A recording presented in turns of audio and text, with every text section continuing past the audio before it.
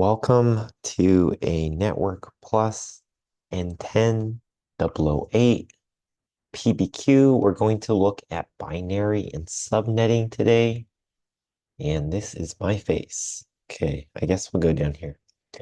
Anyway, so yeah, binary and subnetting, these are very fundamental concepts of networking. And if you have to design a network and set up a subnet, or even if you just want to break up different scopes of DHCP or VLAN or something, then it's good to know these concepts anyway. Um, but this is a very traditional question that is asked on the Network Plus. You have to know binary numbers for octets and IPv4 addresses, and also know the concept of subnetting and breaking up different network IDs and stuff like that. So yep, I'm going to credit this exercise to Mike Myers and Scott Jerningen at Total Seminars. They have some pretty good examples here. So I'm not going to reinvent the wheel or anything. I'm just going to use the study material that I used, and hopefully it can help you score better on the Network Plus exam. And even if you're taking the N10 009, which is now out there, this is probably still on that exam and very useful to know anyway. So let's get into it. This is a bit different of a PBQ because I'm going to preview a bit and kind of lecture and show an example, and then we'll do the tasks. So let's talk a little bit about binary and subnetting first. Okay, so I'm going to use the notepad on the right, kind of like a whiteboard, and you can follow along with what I do. And if you have a pencil and paper, you can just kind of copy me, or you can pause the video and quiz yourself. It's a great way to practice and get used to these exercises so you can score better on the exam. Okay, so let's look at each preview. Number one is the 4-octet rule. So first of all, oct. What is an octet? Um, well, I believe that is a traditional like Roman word or maybe even Latin based, not quite sure, meaning eight. Like October is supposed to be the eighth month, but then we had a weird history tangent there with the Roman Empire, and that became later in the seasons. But it's supposed to be, October. What? Yeah, it means eight. So, eight, the octet rule. So, what does that mean? That means between each decimal on an IPv4 network, there can be, sorry, that's perfect there. There can be only a maximum of 8 binary numbers. And binary can be a 1 or it can be a 0. So possibility is 8 zeros, 8 ones, or anything in between.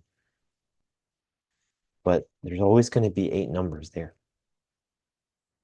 Okay, so when we're writing out a subnet or a network, it's good to know what the 128 rule is. Um, so the lowest an octet can be is 0, and the highest it can be is 255.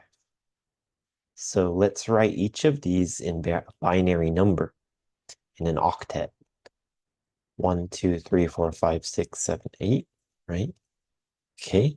And then it would be another series of numbers and then another. Okay. And then here, it would just be 8 ones to be 255. So the very first number is going to be 128. And we need to know to divide by half. And I'm going to be lazy and not even do it in my head and use this calculator. Okay, so 128 divided by 2. So next number is 64.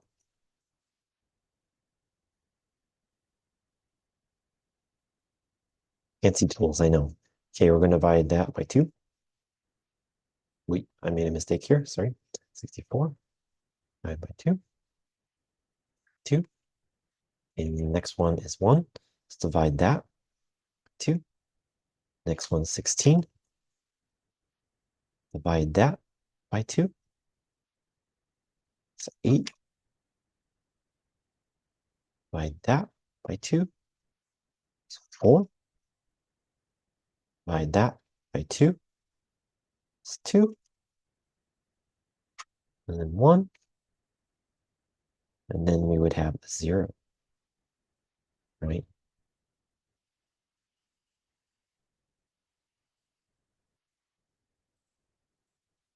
I got a weird alert on my phone. It's real life here. Okay, pretty funny.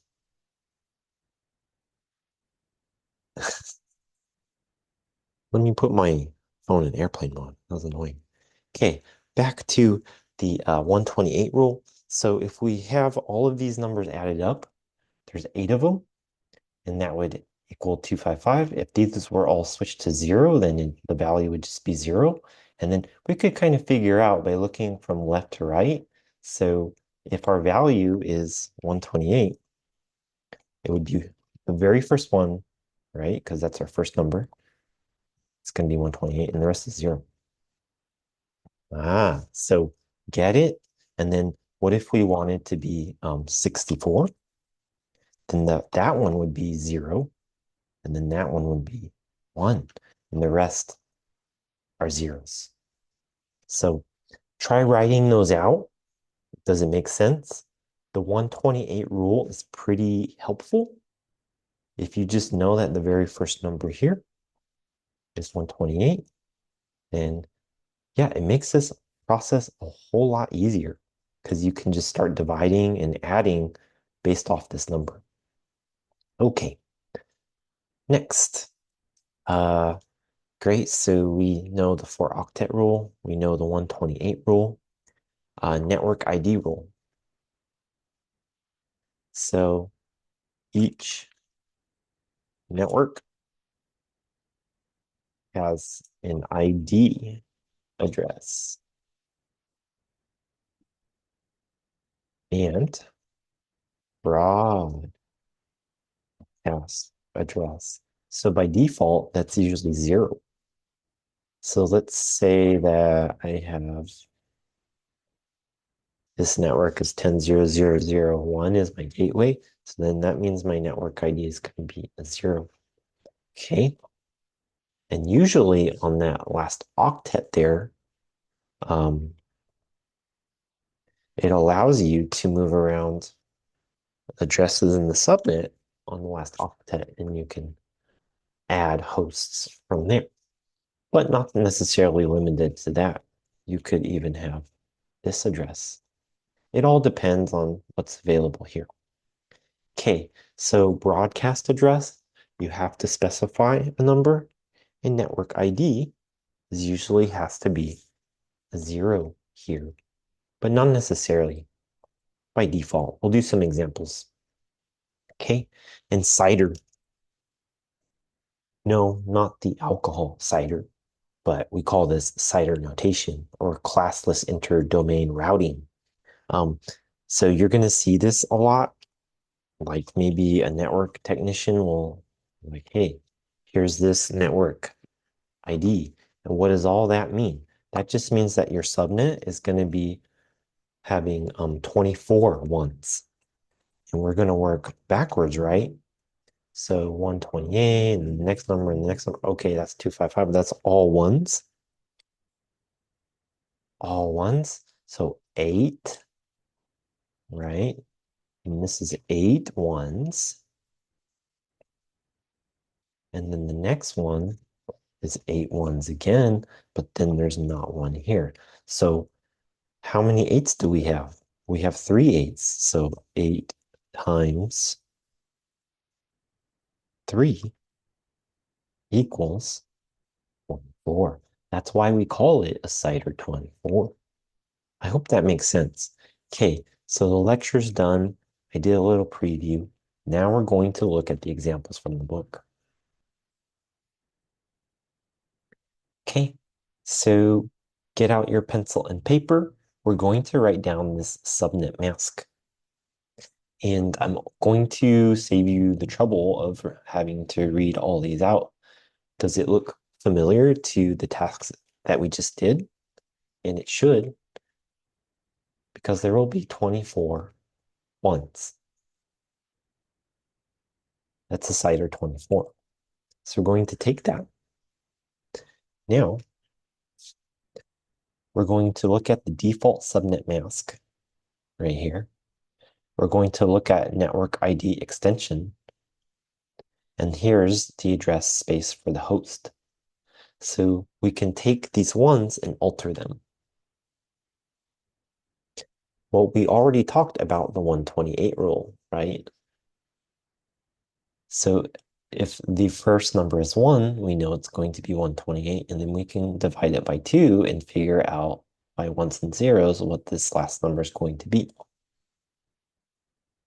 Okay, so let's take this concept of having this subnet mask that we can use as a network ID here and move it around.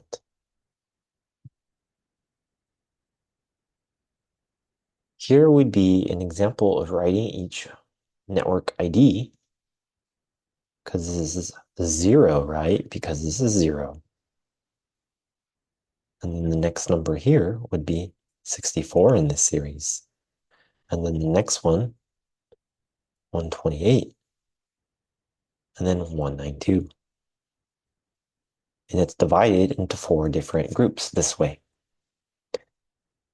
There has to be a network ID. It starts at 0 usually. And there has to be a broadcast ID, which usually is 255. But when we break it up this way, we can specify what broadcast address we want and what network ID we want by dividing it into 4 parts. And here would be the finished result. You could divide into 4 different subnets, even though you only need to use 3 of them. But you have to work in pairs of 2 when you're subnetting like this.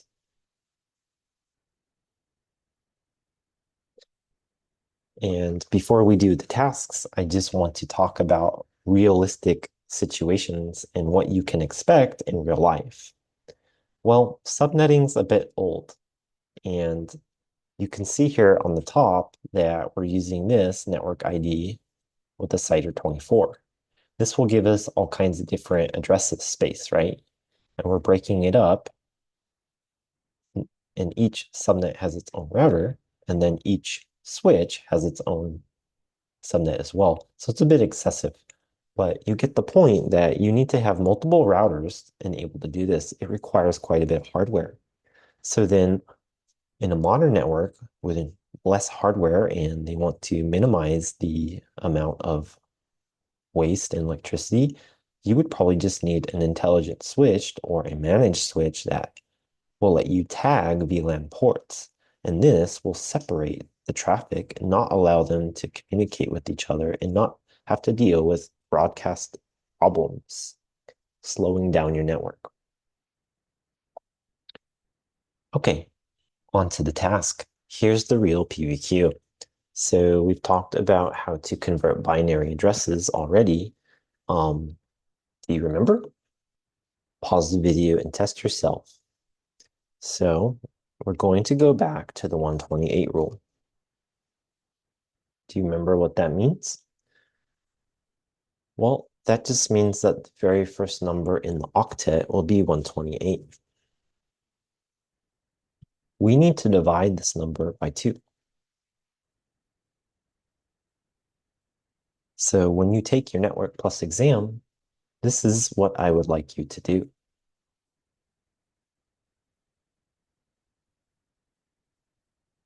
You'll have a board, like a whiteboard that you can erase and use. And you can just start with the number 128 and divide it by 2 over and over.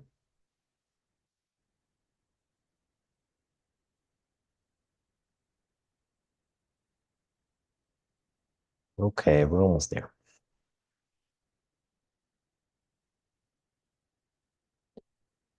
Okay. So the 128 rule. How are we going to get this number 8? How would you write that in binary? What do we need to add here? Well, I already see this number 8 here, right? So we're going to turn that one on. And the rest we're going to turn off.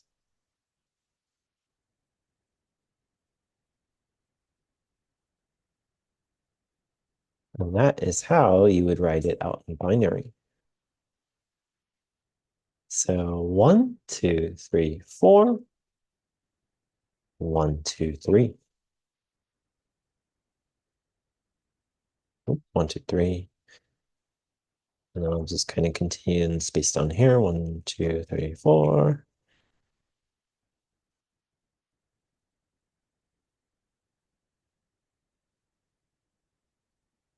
And there we go. So that's how you write 8.8.8.8. That is the famous Google DNS that we use to troubleshoot different DNS problems. It's usually the default DNS server that I use if it's going out to internet. Okay, so other common numbers here, 192.168.1.1. So that is also a very famous number that a lot of network technicians know. It's the default Class C network address. So how do we write 192? Well, I'm not going to go so slowly into everything, and we'll kind of go a little bit faster and pick up the pace here. But when we add 128, we add 64, we end up with 192. So the rest of the address space, I'll write in zeros. One, two, one. Okay, next number is 168. Um, let's see, how many numbers do we need to add to get to that? So 128. I think 64 is bit too much here because it would be 192, right? So let's turn that off. 128 plus 32. 160. We're getting a little close here, right? Let's turn that one on. Do we have an 8? We do, right? So the next address space, like that. Okay, very good. So fill the rest up with zeros and should be good to go. Okay, and how do we use a 1? Well, that would just be the very last one. Just like that, 1, 1. 192, 168, 1.1. Okay, well, we remember the octet. We know that's 8 numbers that we put there for binary. So fill that up. Okay, right? Did I do that right? It's 4 and 4, yep, okay. 254. So we just need to turn off 1, right? So we would subtract 1 and turn off the very last one. Okay, done. 253. Well, it's getting a little tricky here, right? No. We would just turn off the 2 at the end, right? Okay. Minus 2. Yeah, 25. That's now 253. And then we have to use 2. Okay. Well, where's 2 in the number here? Oh, well, there we go. And that's 2.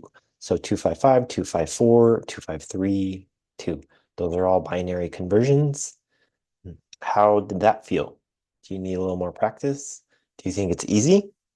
Um, yep, definitely need to practice that a bit and get used to that and get used to writing some binary numbers. You may need to have to do that on the exam.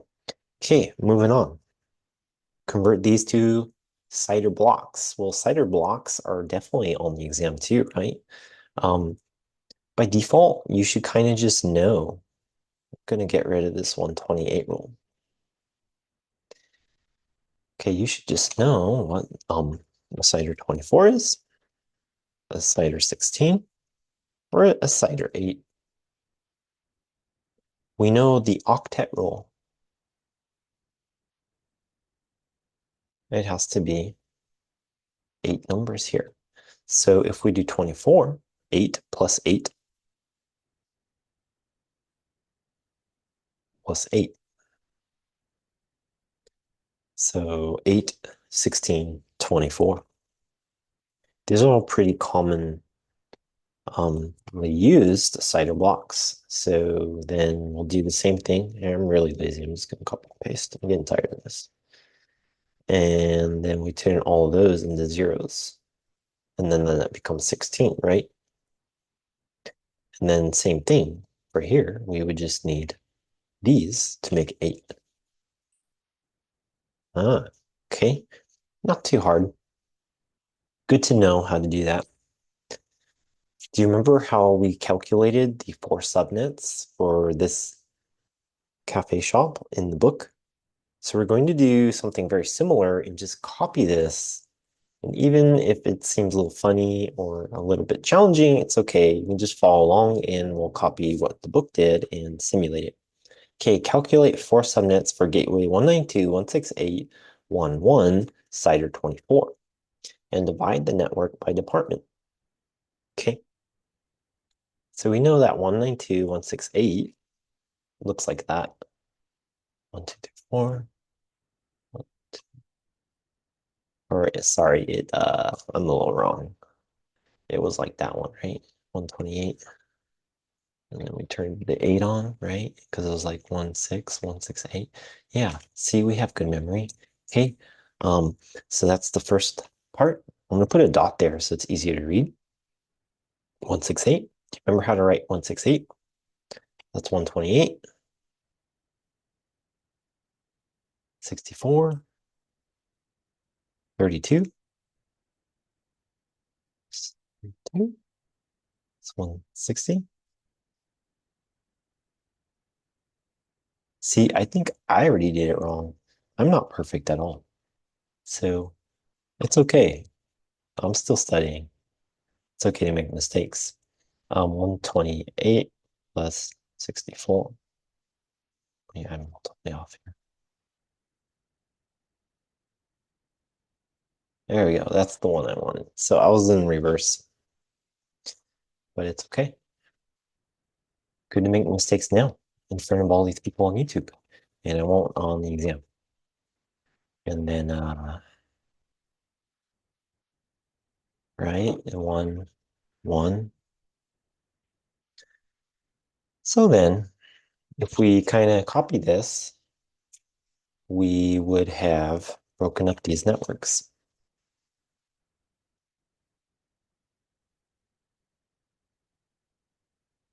That would be our first network ID.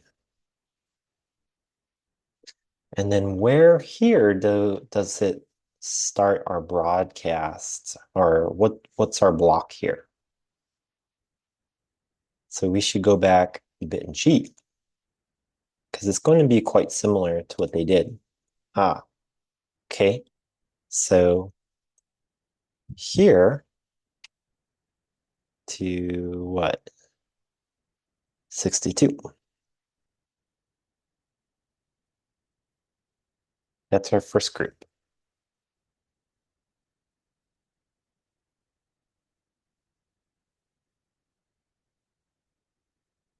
That's our second group.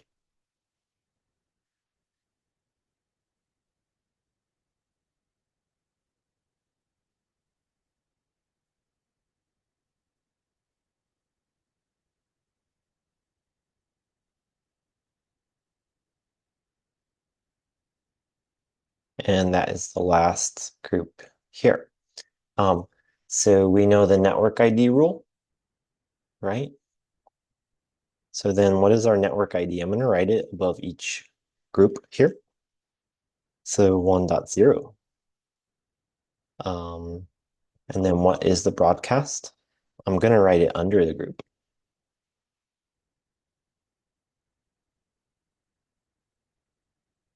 Okay. And same thing here. What is our network ID?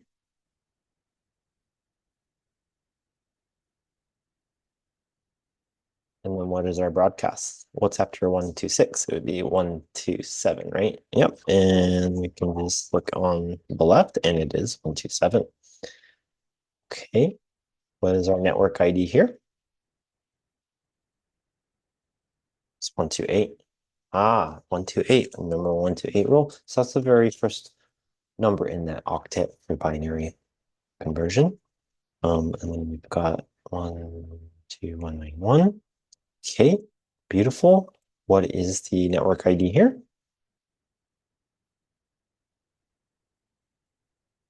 I forgot a one. It's okay. We're live. And then the traditional broadcast address is usually 254. Okie doke. So if you were doing like your home network, that's a default 192.168.1.1, and you had all this hardware to play with, then that's pretty close to what you would make it look like. Or if you work in a small organization and you didn't need to use VPN and home users are on this same network ID, then that's fine. You could operate your business like this. But what was the very last part? And then divide network by department. So if this is like a real world thing, what would these departments be? Let's say that this is the guest network. Maybe it's some wireless network that you have and you want to separate that. Okay, here could be like accounting. Here could be like sales. Here could be management. Something like that. So it's pretty good real world exercise. I hope you enjoyed it. It's pretty fun to look at binary numbers, to learn how to get different blocks of network IDs and broadcasts and see and play with it. Maybe you can set up a lab at home. Maybe you have your own equipment that you can play with and get real world experience, which is always the best when you're studying for your Network Plus exam. So I hope you had fun. Maybe you learned something new. Maybe you feel a little more confident, but either way, I'm happy that you watched the video and good luck on your exam.